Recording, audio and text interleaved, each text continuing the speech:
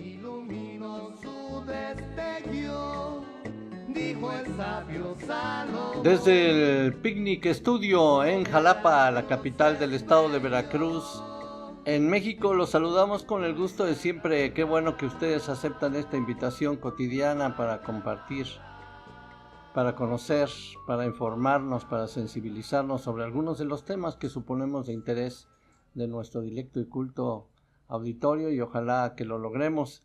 Aquí me acompaña como siempre Carlos Arturo, nuestro ingeniero de audio y de sonido, Carlos Arturo Vera. ¿Cómo estás, Carlos? Y muchas gracias también a Café Juanote, que nos permite estar aquí en el estudio de Picnic Bank para poder realizar estos podcasts que quiero agradecer a nombre de Carlos y de la gente que nos propicia y que nos ayuda a estar en las plataformas. Agradecer todas las llamadas, todos los buenos deseos, muchos de ellos, como 300 ya en el Facebook, de nuestros anteriores radioescuchas en la revista en Radio Universidad Veracruzana.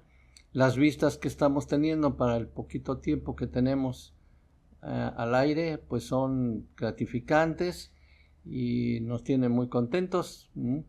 Entonces, solamente les pedimos que corran la voz de que cuando entren a nuestra página, a nuestro espacio en el YouTube, se suscriban. Eso no tiene ningún costo, pero eso ayuda para que cada vez que se suba un nuevo podcast se les avise, para que estén pendientes, para quien ya vio todos los anteriores. Y si no los han visto todos, ahorita tenemos como 10 o 11 allá arriba en el YouTube, y próximamente en otras plataformas también, en otras redes sociales, en lo que subimos otros tantos. Bueno, pues qué bueno que estamos juntos. Soy Carlos Romano y hay un tema que obviamente está en la agenda y que va a durar pues por lo menos unos 3 meses. La atención pues no solamente de los norteamericanos de Estados Unidos, sino de todo el mundo, pues por la importancia que tiene Estados Unidos en el contexto de la geopolítica, en términos comerciales, en términos políticos. Y bueno, pues desde cuando Joe Biden renunció a la campaña presidencial de Estados Unidos, una de las primeras personas a las que Kamala Harris llamó fue a Obama. Desde entonces, Obama es un asesor cercano. Sigue la interrogante de que cuando ya se sabía que Kamala iba a ser la candidata que iba a contender contra Trump, el republicano, pues hubo muchas adhesiones inmediatamente, ¿no? De políticos importantes, de los Clinton, por ejemplo, pero Obama y Michelle Obama estaban como al margen, ¿no? Dijimos que, pero ¿cómo va a ser posible, no? Pero bueno, sus razones tendrán. El caso es que Katie Rogers escribe en el periódico Milenio, que recomendamos a ustedes como siempre que revisen la página de opinión. Vamos a ver cómo Obama conoció a Kamala, porque la Nochevieja de 2007, Kamala Harris, entonces fiscal de distrito en San Francisco, que era una fiscal dura, se preparaba para pasar las fiestas a unos 1,600 kilómetros de su natal California.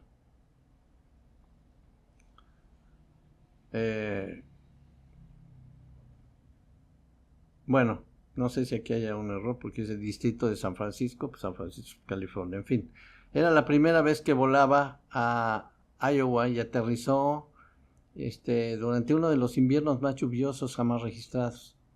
Entonces Kamala se presentó en una lúgubre oficina de campaña cuando Obama quería ser presidente, con un abrigo acolchado y botas, pues por el frío, ¿no? Cerca de una maraña de cables eléctricos, más o menos como tenemos aquí en el estudio de Picnic, y un cartel de Afroamericanos por Obama, ¿no? Contra la pared. En medio de aquel crudo invierno del Medio Oeste, Kamala Harris, nótese que pronuncio Harris y no Harris, estaba allí para llamar a las puertas en favor de Barack Obama, que era el senador junior, digamos, de Illinois, y que preparaba una improbable candidatura a la presidencia. Apenas empezaba a atisbar y puede ser, pero yo, pues un afroamericano, va a estar muy difícil, todavía hay mucho racismo, la supremacía blanca, etcétera, etcétera.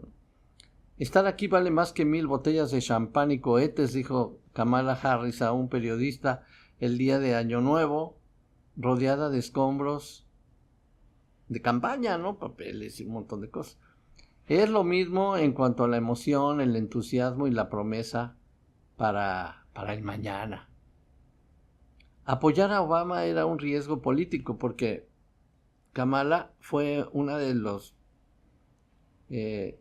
pocos californianos o californianas con un cargo electo y una de pocos del Partido Demócrata en general que lo apoyó para la presidencia.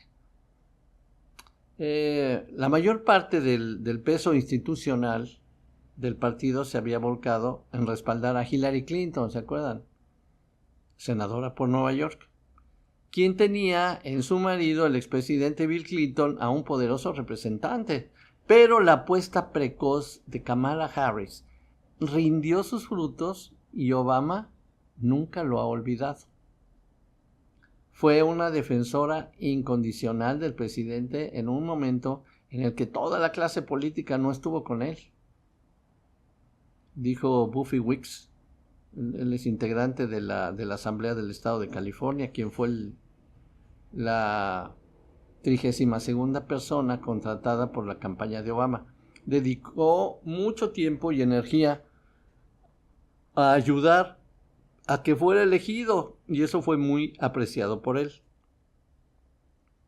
Hace unos días fuimos testigos de que en la Convención Nacional Demócrata Obama le devolvió el favor pronunciando un discurso en el que trabajó, dicen que al menos 3 meses para un discurso, según una persona informada de sus preparativos.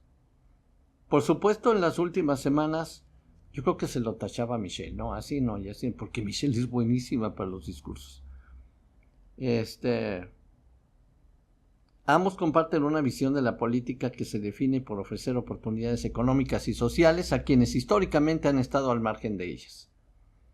La política no se trata de uno mismo, dijo Don Pfeiffer, quien fue uno de los principales asesores de Obama. Se trata de construir un movimiento.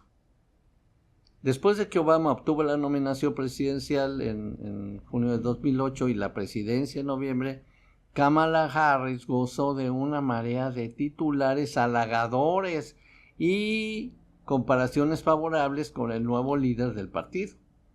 Poco después de la investidura de Obama, Harris se presentó como candidata a fiscal general de California. Pues fíjate, favor con favor se paga, ¿no? No, pues ojalá ahorita le dicen a ella, le dicen la guerrera feliz, que hace contraste con el gesto adusto y siempre parece que está enojado Donald Trump. Y a propósito, hay un programa en la televisión en donde sale un señor cubano, pero que se está horas y horas y horas haciendo análisis políticos, pero siempre pone hincapié en contra de los demócratas, en contra de Kamala Harris, que ella nunca, que le cayó. Lo que sí es cierto es que le cayó del cielo la candidatura, porque Biden, a pesar de todo, pues no se pensaba que iba a renunciar hasta que había pues muchas gentes de su partido que ya se lo estaban pidiendo, ¿no? Por todos los olvidos que tenía, las ausencias, los tropiezos, las caídas, le dio COVID. Y entonces, bueno, pues sí, le cayó del cielo a Kamala, pero el resurgimiento de la campaña, de la esperanza, de la energía tan blandengue que tenía la campaña con Biden, y que hacía que Trump dijera, bueno, ¿cómo yo voy a competir con ese señor? Ahora Trump está preocupado. porque ya las encuestas, aunque sea por poco margen, ya le darían el triunfo a Kamala, que además lleva $500 millones en donativos. Esto es como las kermeses, ¿no? Que para que la niña sea la reina de la kermés o en la primavera, los papás tienen que vender boletos a todo mundo, y el que más vende, pues ese es el que gana o la que gana. Y aquí también así se estila en Estados Unidos. Pero decía yo que este señor, que no sé ni cómo se llama, todo el tiempo está hablando mal de los demócratas y que ella y que no sé qué, que no sé cuándo. Y entrevistó a un afroamericano y lo inducía para que también él hablara mal de Kamala, ¿no? De que no iba a ganar y todo esto. Pero él como que se resistía y como que aceptaba algunas cosas y otras no. Y le dice, mira, le dice, ya no me estés preguntando este tipo de cosas porque yo tengo un problema ahorita contigo. Dice, pero ¿cuál es el problema? Pues el problema es que yo conocí a Kamala cuando era jovencita, porque yo era muy amigo de su papá. Pero ¿cómo era tu amigo de su papá? Sí, pues yo era amigo de su papá. Y entonces ya el conductor como que empezó a decir, híjole, creo que la regué en haberlo invitado. Dice, y entonces, ¿y cómo era? Dice, no, pues era una chica muy preparada, muy inteligente, a pesar de su edad, supongo yo que era como de adolescente y un poquito más, ¿no? Y entonces le dije que, pues, ¿qué es lo que le gustaría hacer en la vida? Y me dijo así sin dudar, a mí lo que me gustaría hacer es fiscal. Me gustan mucho las leyes, voy a estudiar derecho y quiero llegar a ser fiscal. Y lo logró. Y yo le dije, se me hace que estás pensando en ser presidenta. Y nada más se rió. Bueno, esa es una introducción de muchos artículos que seguramente se van a estar gestando en todos los diarios, sobre todo en los Estados Unidos, el New York Times, el Washington Post y todos ellos. Y desde luego, pues lo que en México tenemos por razones bien fundamentadas, pues el deseo de que Kamala sea la que quede en la presidencia, ¿no? Cualquiera menos Donald Trump. Pero bueno, allá los norteamericanos tienen sus razones, porque también se dice que con todo ese racismo que pregona Donald Trump, pues los mexicanos que, aunque estén nacidos allá, pero que sus papás, algunos de ellos ni hablan inglés, o sus abuelos que llegaron allá de pioneros a Estados Unidos, pues de todos modos por eso, por esa raíz, por esa sangre, pues deberían de votar en contra de él, pero no, muchos sí están de acuerdo con él. Entonces por eso va a estar muy peleado y eso es algo preocupante, porque a muchos pensamos que quien no va a aceptar la derrota, si es por un margen muy pequeño, pues va a ser Donald, ¿no? Donaldo. Bueno, vámonos entonces ahora sí a la hora del cafecito, que ya se nos secó la garganta. Café, Juanote. Dijo el sabio Salomón, solo Veracruz es bello. Ay, la, la, la. Ay, la, la, la. Ay, la, la, la. Me da mucho gusto encontrar a David Toscana aquí en el periódico Milenio, porque tuve el gusto de conocerlo en la Feria Internacional del Libro Universitario pasada, en mayo. Y es que ojalá que ella escriba cotidianamente aquí en los medios, ¿no? En los que sean, ¿no? Dice que en Europa hay cosas frágiles como las transmisiones televisivas cuando llueve o los gobiernos autoritarios. Yo me acuerdo que en España hace muchos años, hace como 40 años, la televisión era infumable, era aburridísima, pues era en la época de Franco. Pero no había nada de entretenimiento, era una cosa de veras espantosa. Pero aquí el asunto, David vive allá, vive en Madrid, y se casó con una polaca, ¿sí? Entonces, bueno, pues él ha vivido allá mucho tiempo. Y dice que el problema de estos aditamentos es que de repente se les va la onda. espérenme tantito, que era el 8 de junio de 2012, cuando el embajador de México en Varsovia nos invitó, dice David Toscana, a su residencia conocida como La Ponderosa. Mira qué curioso. Algunos amigos de aquí y de allá para ver el primer partido de la Eurocopa, era Polonia contra Grecia. Apenas pitó el árbitro el inicio del juego y se escuchó un trueno y comenzó a llover y de inmediato se cortó la imagen de la televisión y apareció un par de palabras, señal rota o sin señal. ¿Qué pasó?, preguntamos los mexicanos, ¿no? Entre el aire y la ansiedad porque habían cortado el partido de fútbol. Y los polacos respondieron con suma tranquilidad: es que está lloviendo. Nada más por eso. Pues con la misma resignación aceptábamos en décadas pasadas que los coches dejaran de funcionar en los chubascos porque se les mojaba el distribuidor. Acuérdense que los cassettes se apretaban y había que aporrearlos en la palma de la mano así, para rebobinarlos. ¿Con qué? Con una pluma Bic. Eso ya a ti no te tocó, a Carlos Arturo, no sé ni de lo que estoy hablando. Y entonces, y bueno, se regresaban así también, ¿no?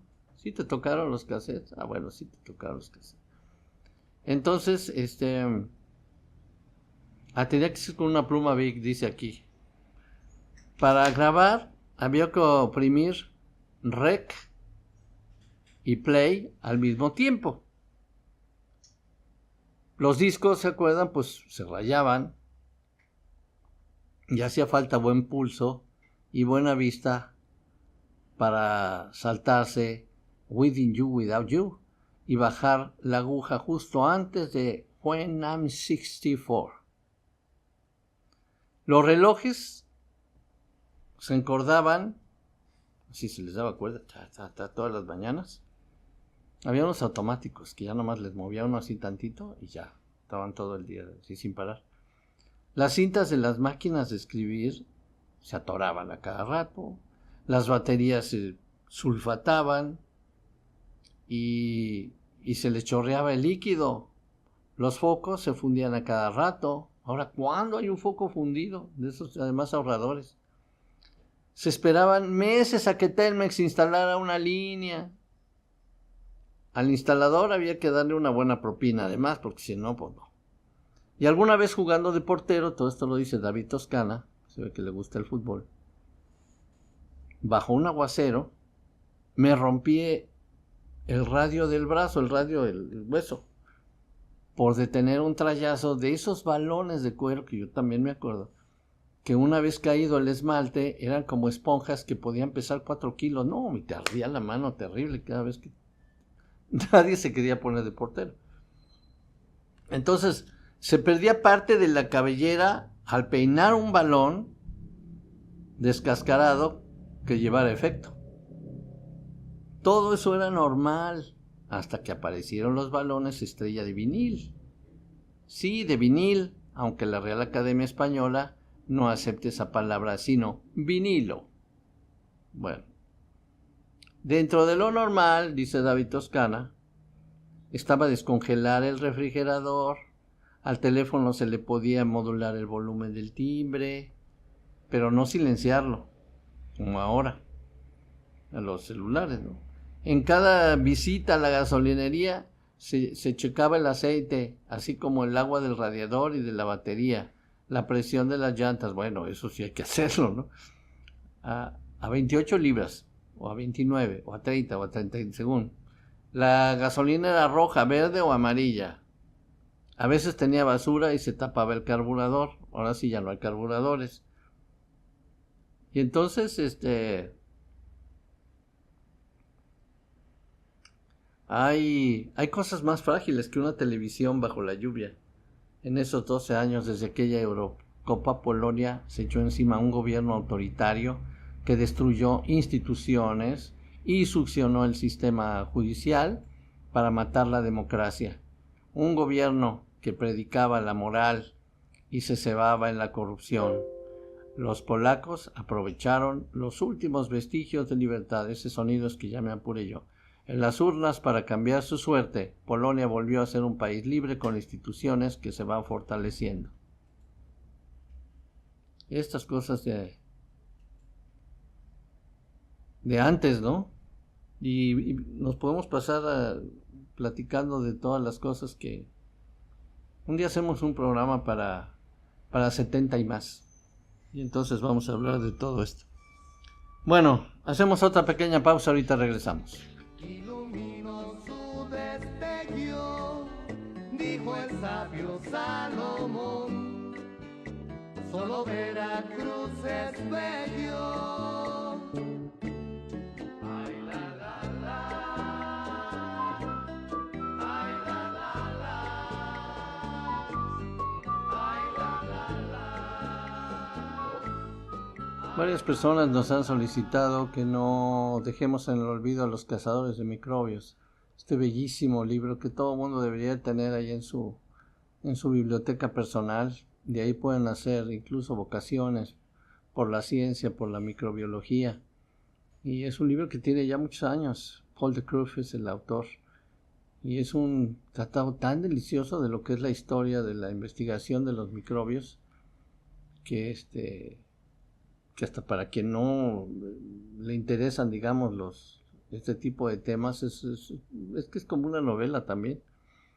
Entonces Louis Pasteur fue uno de los más importantes de esos cazadores de microbios. En algún otro podcast estuvimos hablando en un principio de él, de cómo iba investigando los bichitos que había en gotitas de agua. Pero además faltaba saber por qué provocaban enfermedades. Primero, nadie podía creer que esos bichos invisibles causaran enfermedades. Y entonces, él dibujó el esquema del microbio causante de X enfermedad, asegurando que se podía evitar el mal si los doctores se lavaban las manos y se esterilizaba el material. Y a pesar de sus 50 años, Louis Pasteur seguía siendo tan impetuoso como joven. Cuando halló cómo curar de la pebrina a los gusanos, así se llama la enfermedad, a los gusanos de seda, estos insectos se llenaban de manchitas negras y de unos globulitos parásitos que se infiltraban en el cuerpo de las orugas hasta matarlas. Bueno, eso decíamos la vez pasada. Como estos globulitos no nacían dentro de los gusanos, sino que estaban en el ambiente, Pasteur enseñó a los campesinos a cuidar a las larvas sanas. Y Pasteur también salvó a los vinicultores, qué bueno, de un mal que afectaba al vino, pero qué bueno. Al analizar al microscopio, encontró un montón de bichitos ensartados entre sí y descubrió que los vinos debían cerrarse muy bien y luego calentarlos a muy alta temperatura para que murieran todos esos gérmenes, pero que no se dañara el vino. Y a este proceso se le llama pasteurización. Como Louis Pasteur no era médico, sino químico, contrató a 3 jóvenes y metódicos doctores que creían en él y en los males causados por los virus. Jules Joubert, Émile Roux y Charles Chamberlain. Un día Louis notó en un matraz que bichos de diversas especies nadaban alrededor de unos como bastoncitos que apenas se movían. Intentó quitarlos, pero volvían a aparecer y en más cantidad. Además, en el centro de la gota se movían mucho, pero con el aire se inmovilizaban. Para confirmar esto, llenó varios matraces con leche, los calentó en agua hirviendo, fundió los cuellos de cristal y los guardó. Y al abrirlos 3 años después, todos los frascos estaban en perfecto estado. Y luego entonces, como esto ya es un repaso de lo que habíamos platicado anteriormente, dijo, claro, sin aire no hay microbios. Y entonces ideó un plan para librar a personas y animales de bichos nocivos. Los haría enfrentarse a sí mismos. Tomó 4 vacas sanas y las llamó A, B, C y D. Y les inoculó grandes cantidades de bichos de carbunco. Pues pobrecitas, ¿no? Pero bueno, murieron por la ciencia. Carbunco era una enfermedad terrible de los animales. Y al día siguiente todas las vacas tenían fiebre y no podían respirar. Y entonces les aplicó a la vaca A y a la B una cura de la época. Y a la vaca C y a la D no les hizo nada. La vaca D sanó, la A mejoró y la B y la C murieron. Luego la A y la D les inyectó una dosis más fuerte de virus y no les pasó nada. Entonces Pasteur halló la inmunización contra el carbunco. Estudió la hidrofobia, o sea, la rabia, para encontrar una vacuna. Metió a un perro rabioso en una jaula con 6 perros sanos. 6 semanas después, 5 de ellos tenían rabia, pero uno se salvó. Y entonces Pasteur halló cómo atenuar el virus. En un matraz a prueba de bichos, puso a secar un trozo de médula espinal de un conejo rabioso que inyectó en el cerebro del perro que se había salvado. No se enfermó. El perro estaba inmunizado y Pasteur concluyó que el virus de la rabia se fija en el cerebro y en la médula y ataca el sistema nervioso. Finalmente les digo que el 6 de julio de 1885 y durante 13 días más inyectó la vacuna a José, un niño al que había mordido un perro rabioso, y el pequeño sanó. Pasteur trabajó también sobre el cólera de las gallinas y halló diminutos bichitos que aparecían como puntos vibrantes. Era más o menos la misma historia, ¿no? Bueno, para esto pasaba el tiempo, imagínense la obsesión. Y lo que se dice es que para ser científico primero hay que tener pues una gran curiosidad y preguntarse por qué las cosas. Si no se hubieran preguntado todos estos gentes como Leeuwenhoek y Pasteur y muchos otros, por qué había bichitos que no se veían, cómo hacer que se vieran, cómo contrarrestar su condición de patógenos, pues seguiríamos enfermando. Si de por sí, con las pandemias como la del COVID, fíjense, a pesar de todos esos avances, de repente la naturaleza nos da ingratas sorpresas.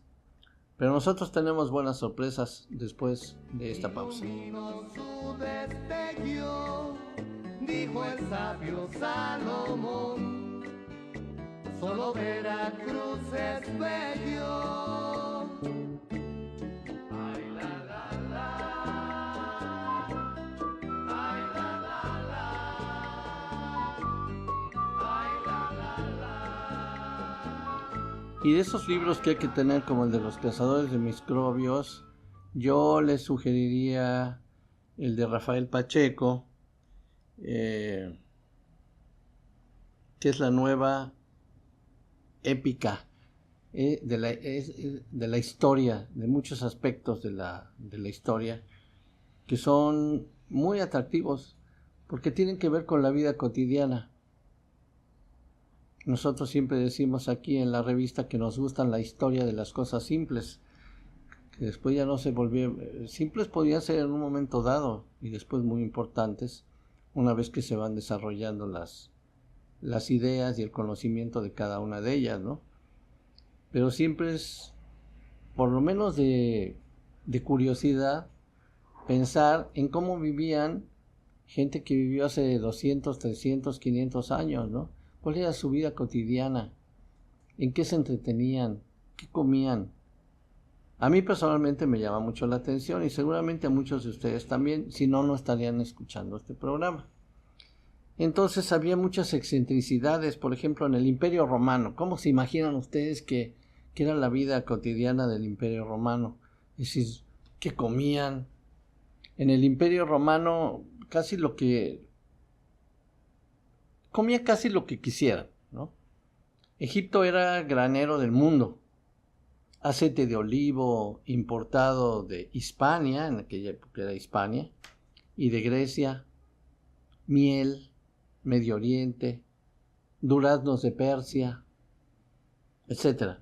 Pero ellos adicionaron algunas excentricidades como caracoles de plata llenas de lenguas de pájaro para acicalar la voz. Mira, esta nos convendría. Me pregunto cuánto valdría en un restaurante. ¿Me da una cacerola de plata llena de lenguas de pájaro para mi voz? O por ejemplo también les gustaba mucho las ubres y las vulvas de cerda, sesos de faisanes, pétalos de rosas cubriendo el piso y por supuesto vino, mucho, mucho, mucho vino.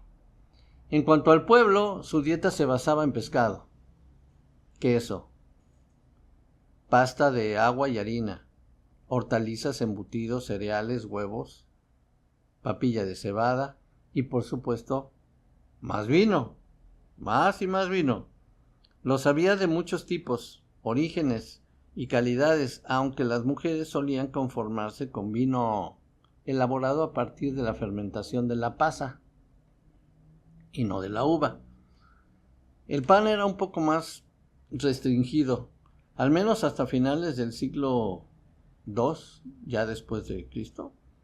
La miel, en cambio, era algo más accesible que en Egipto y servía para endulzar casi todo tipo de postres y de bebidas. Salvo la cuchara, los cubiertos no eran necesarios. Para eso estaba la mano derecha. Y con la izquierda sostenían el plato, así. Y con la mano derecha, así. La mayoría de los romanos vivían en casas que carecían de cocina, por lo que comían en tabernas, y por eso tanto vino, o en las termópilas, especie de comedores, en la termópolia, especie de comedores públicos entre la clase popular. Y de los romanos heredamos la idea de comer 3 o 4 veces al día, siendo una de ellas a mediodía o por la tarde. La más abundante, esa es la comida más abundante. En Estados Unidos tienen algunas variantes. Esta idea continuó durante la Edad Media. También nos heredaron la idea de que la comida debía empezar con una ensalada o consomé y continuar con un platillo fuerte y terminar con fruta y un postre. Y muy buen provecho. Hacemos una última pausa. Inmediatamente que regresemos les vamos a recomendar un libro tremendo. Su destello, dijo el sabio Salomón, solo Veracruz es bello. Ay, la, la, la. Ay, la, la, la. Ay, la, la, la. Hemos estado recomendando los libros clásicos que suponemos que ya todo el mundo por lo menos conoce su existencia. Hay alguien que dice que los clásicos se caracterizan porque son los libros que todo el mundo conoce, pero que muy pocos han leído. De ahí el Quijote, por ejemplo, ¿no? Que levanten la mano cuántos han leído el Quijote. De aquí yo creo que nadie lo hemos leído completo. Y hemos hecho varios intentos, pero la verdad es que sí es difícil, ¿no? No, hay otras versiones que sin traicionar, digamos, el estilo y todo esto, son más accesibles porque no tienen tantos pies de página en donde te explican qué quiere decir cada palabra, ¿no? Del español antiguo.